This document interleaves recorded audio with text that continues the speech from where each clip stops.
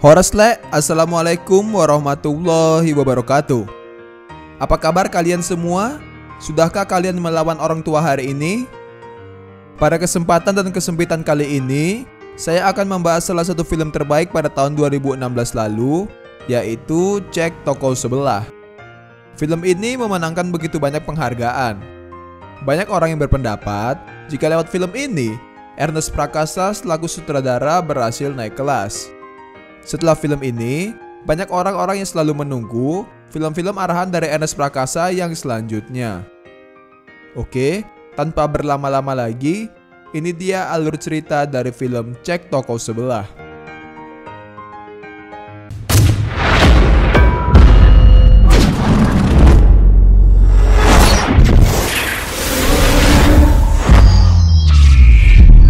All around you.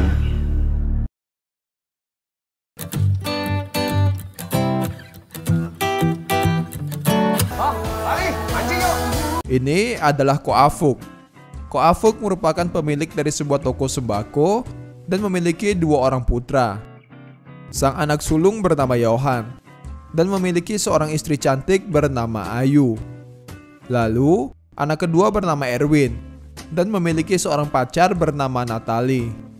Erwin mendapatkan promosi jabatan, yang mana dirinya sedang diajukan untuk menjadi seorang brand director cabang Asia Tenggara di Singapura dari perusahaan tempat dirinya bekerja sekarang. Natali pun sangat senang mendengar bahwa pacarnya akan segera naik jabatan. Saat Johan hendak pergi menuju ke rumah Ko Afuk, ia hampir ditabrak oleh mobil dari seorang supir taksi. Kok? Turun!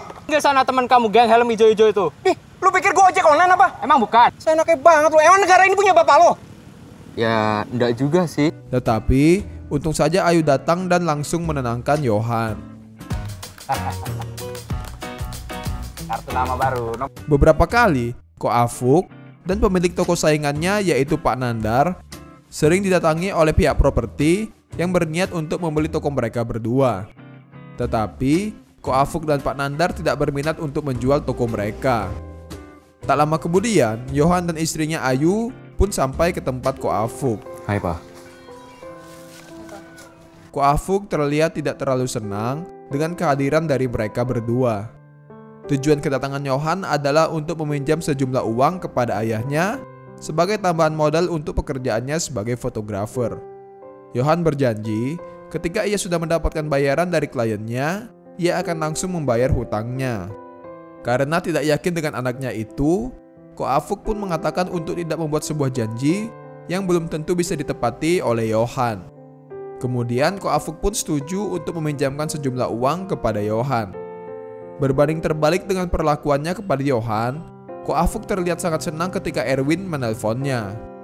Erwin memberitahukan jika dirinya harus membatalkan janji makan malamnya dengan ayahnya dikarenakan ia harus pergi ke Singapura untuk melakukan interview mengenai kenaikan posisinya menjadi seorang brand director cabang Asia Tenggara.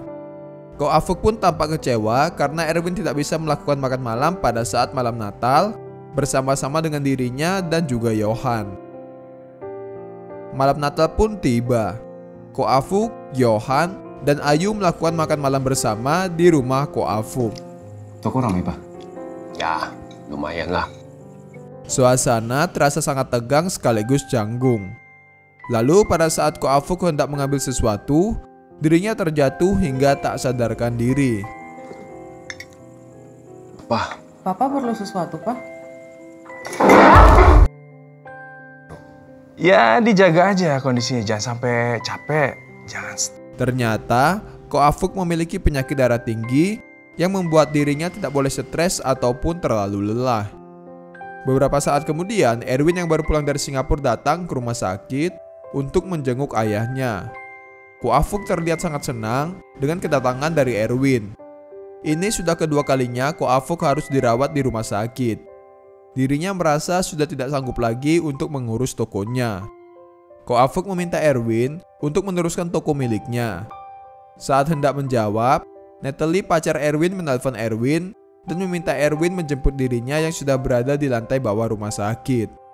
Setelah Erwin keluar kamar, Johan mengatakan kepada ayahnya bahwa ia bersedia untuk meneruskan toko tersebut. Sebenarnya, Ko Afuk juga mau bila Johan yang meneruskan toko. Tetapi, Ko Afuk merasa jika Johan tidak bisa untuk mengurus toko. Dikarenakan, untuk mengurus hidupnya sendiri saja, Johan tidak mampu.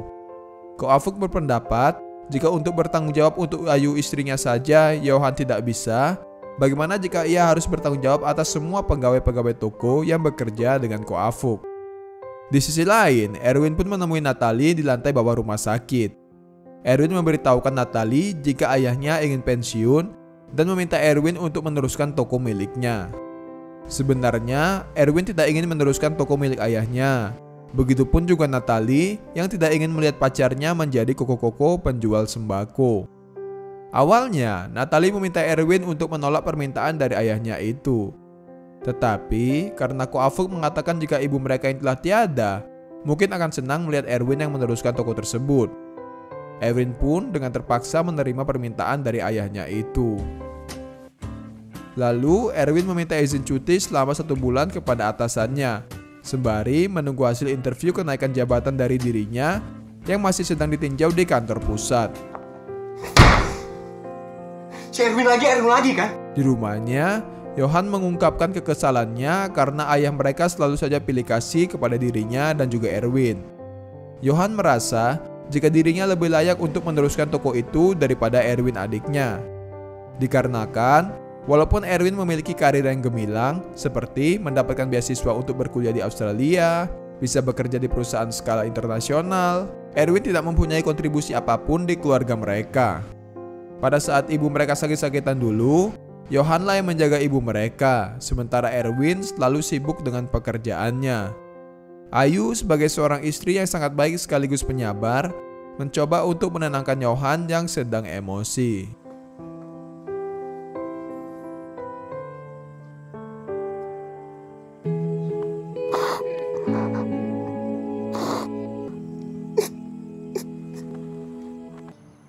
Singkat cerita, Erwin pun memulai harinya di toko milik ayahnya. Lalu Ko Afuk memperkenalkan Erwin kepada para pegawainya. Ojak, jadi Ko Afuk. Bapaknya udah tahu dia. Balik. Cin.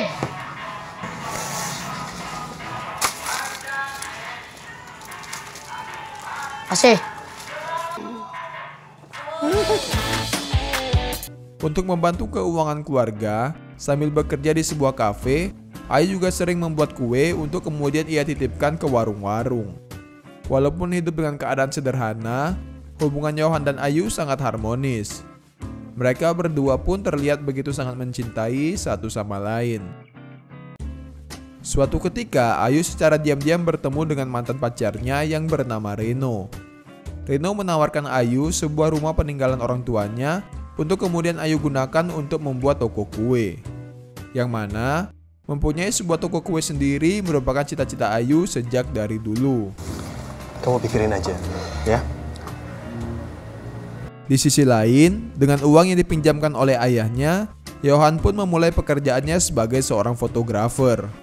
Oke, ya saling tatap. Oke. Stop, bentar. Saya mau lihat dong. Aduh, Ci. Tuh kan, sayanya gendut. Kamu tuh gimana deh? Ya, 1, 2. Ci, kenapa lagi? Udah, Ci, di situ aja, Ci. Tuh kan, saya masih gendut. Kamu tuh gimana deh? Karena toko milik Ko Afuk mengalami kemajuan, Pak Nandar bertanya, siapa orang baru yang berada di toko milik saingannya itu. Anaknya pun memberitahukan kalau itu adalah Erwin, anak bungsu dari Ko Afuk yang sudah lama tidak berada di rumah Ko Afuk.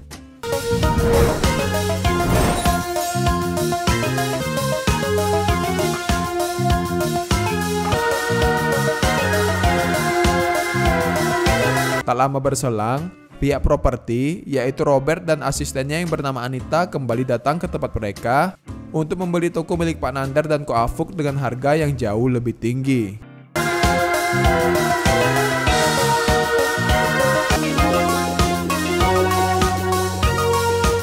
Tetapi Pak Nandar dan Ko Afuk tetap bersikeras untuk tidak menjual toko mereka kepada pihak properti.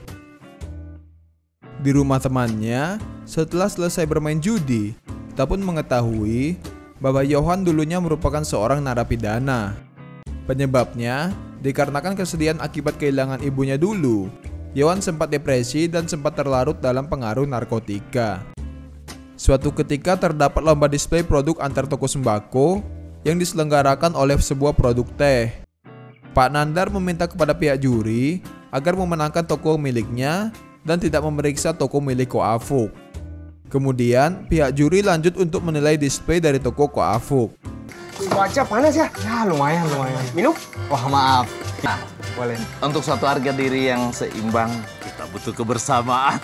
Mereka semua pun terkesan dengan desain display produk yang dibuat oleh Erwin. Setelah uang hasil pemotretannya dibayar, Johan langsung datang untuk mengembalikan uang yang ia pinjam dari Ko Afuk sebelumnya. Tetapi karena sudah sangat senang dengan hasil display yang dibuat oleh Erwin, Ko Afuk meminta Johan untuk tidak mengembalikan uang tersebut kepadanya. Singkat cerita, toko Ko Afuk memenangkan lomba tersebut. Uang hadiahnya akan Ko Afuk bagikan kepada pegawai-pegawainya di toko. Semua pegawai di toko itu pun sangat senang karena hal itu, termasuk Erwin yang sudah mulai terbawa suasana dari orang-orang di toko tersebut. Bye-bye. See you. Papri, ini buat Papri. Suatu hari, Johan pergi ke makam ibunya. Johan mengungkapkan rasa senangnya melihat ayahnya yang sangat gembira karena kesuksesan Erwin di toko, dan Ayu istrinya yang kue dagangannya semakin lama semakin laris. Setelah itu, Ayu berterus terang kepada suaminya bahwa ia sempat ditawari untuk membuka toko kue oleh mantan pacarnya. Tetapi Johan meminta Ayu untuk menolak tawaran itu karena menurut Johan, mewujudkan impian Ayu untuk membuka toko kue adalah kewajiban Johan sebagai seorang suami. Di toko, Erwin mendapatkan pemberitahuan bahwa dirinya telah lulus seleksi menjadi seorang brand director. Natalie pun sangat senang mengetahui hal ini. Kemudian Erwin juga memberitahukan hal ini kepada ayahnya. Ayahnya sangat menyayangkan tindakan Erwin yang akan pergi meninggalkan toko. Semua pegawai Ko Afuk sebenarnya sangat menyukai kehadiran Erwin di toko itu. Ko Afuk sendiri tidak terlalu menginginkan Erwin sukses di luar negeri. Ia lebih senang jika Erwin meneruskan toko miliknya yang sudah ia rintis bersama istrinya dari nol. Awalnya Ko Afuk bersikeras agar Erwin mau meneruskan toko miliknya. Tetapi setelah ditolak oleh Erwin, Ko Afuk sadar bahwa ini merupakan kesalahannya yang terlalu banyak berharap kepada Erwin. Karena jika kita berharap banyak, maka kita juga harus siap untuk kecewa banyak. Lalu dengan berat hati, Ko Afuk pun pergi ke kantor Robert untuk menjual toko miliknya ke pihak developer properti. Ini dilakukannya karena Ko Afuk sudah sangat kecewa melihat Erwin tidak mau meneruskan toko miliknya.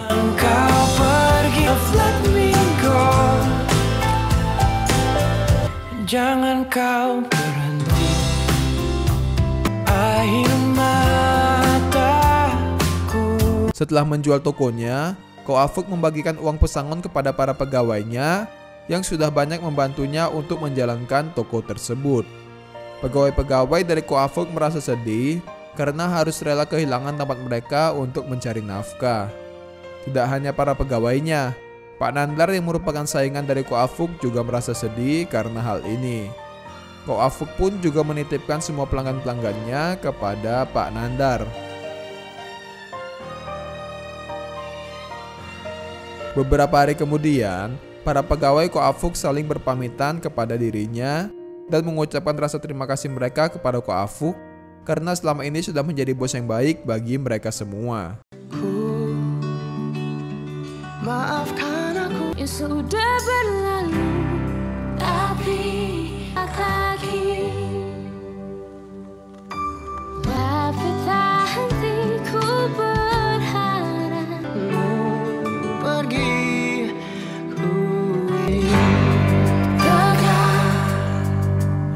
Tiba-tiba Ko Afuk tumbang dan dirawat di rumah sakit. Ini terjadi karena Ko Afuk sangat amat kecewa karena anak kesayangannya Erwin tidak mau meneruskan toko. Tak lama kemudian Erwin datang.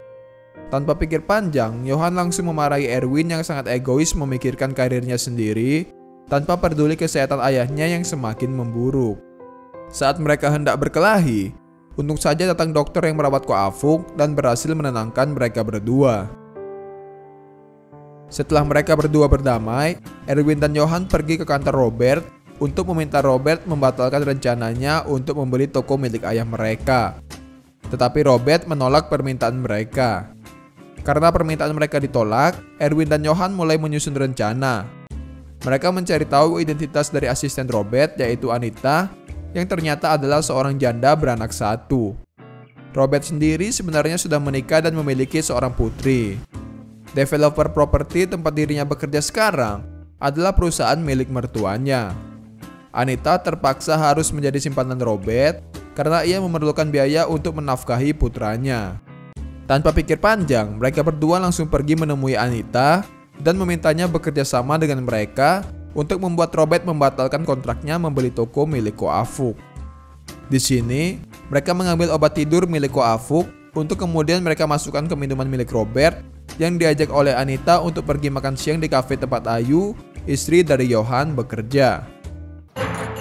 Begitu Pak Robert tidur, langsung ditangkap. Setelah Robert mereka buat tidak sadarkan diri, Erwin dan Johan membawanya ke kamar sebuah hotel. Kemudian mereka meminta Anita untuk berfoto bersama dengan Robert agar seolah-olah Robert sedang tidur bersama dengan Anita. Lalu mereka berdua menggunakan foto tersebut untuk mengancam Robert untuk membuat pembatalan kontrak agar pihak properti tidak jadi membeli toko milik ayah mereka. Jika tidak, Erwin dan Johan akan memberikan foto tersebut kepada istri Robert agar Robert digugat cerai oleh istrinya dan dipecat dari perusahaan milik mertuanya. Beberapa hari kemudian, Ko Afuk sadar dari komanya. Kamu pulang aja. Ah, nggak apa-apa, sini aja. Erwin memberitahukan jika mereka berhasil membuat Robert membatalkan niatnya untuk membeli toko itu. Erwin pun bersedia untuk meneruskan toko milik ayahnya. Tetapi tetap saja, Erwin tidak bisa menutupi keinginannya untuk menggapai cita-citanya menjadi seorang brand director di Singapura. Setelah semua yang terjadi, Johan pergi ke makam ibunya untuk mengungkapkan rasa bersalahnya. Jika Johan bisa hidup lebih baik, mungkin ayahnya akan memilih dirinya untuk meneruskan toko, dan Erwin bisa fokus dengan karirnya. Johan yang salah. Papa yang salah. Ternyata saat Johan sedang mengungkapkan rasa bersalahnya, Ko Afuk sudah berada di belakang mereka. Lalu di depan makam istrinya, Ko Afuk meminta maaf karena merasa bahwa dirinya tidak bisa membesarkan anak mereka dengan baik. Kalau nggak ada lu, pasti kacau. Sebagai ayah, Ko Afuk juga meminta maaf kepada Johan atas perlakuannya selama ini kepada Johan. Maafin papa ya, Johan. In the eyes, I still love you. I still, Johan juga, Pak. I still love you. Maafin papa. Ayo.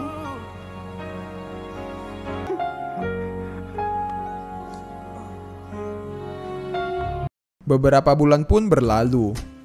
Atas bantuan dari Erwin, kini Ayu sudah berhasil memenuhi keinginannya untuk mempunyai toko kue sendiri. Sementara Johan sekarang sudah memiliki studio foto.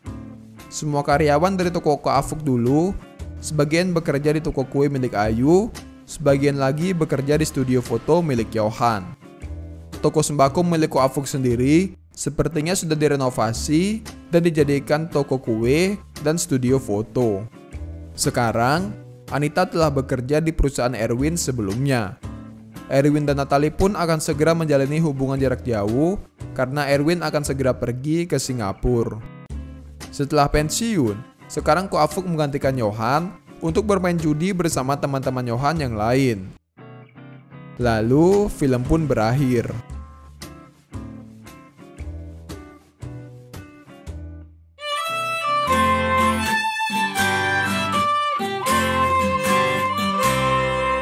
Waktu pertama kali saya menonton, Film ini sukses membuat saya tertawa dan terharu di saat yang bersamaan. Alur cerita yang terbilang ringan, konflik yang dihadirkan terbilang cukup sederhana, tetapi terasa sangat dekat dan relevan bagi orang-orang Indonesia pada umumnya. Di dalam konflik film ini, saya juga sebenarnya bingung siapa yang harus disalahkan. Di satu sisi, sebagai orang tua, wajar-wajar saja jika Ko Afuk lebih memihak Erwin yang dinilainya lebih sukses daripada Johan kakaknya. Tetapi, Johan juga tidak bisa disalahkan, karena walaupun secara karir tertinggal jauh dari adiknya, tetapi Johan adalah orang yang terasa paling memberikan perhatian kepada keluarganya. Oke, mungkin itu saja untuk video kita kali ini. Apa pendapat kalian tentang film ini? Silahkan tulis di kolom komentar.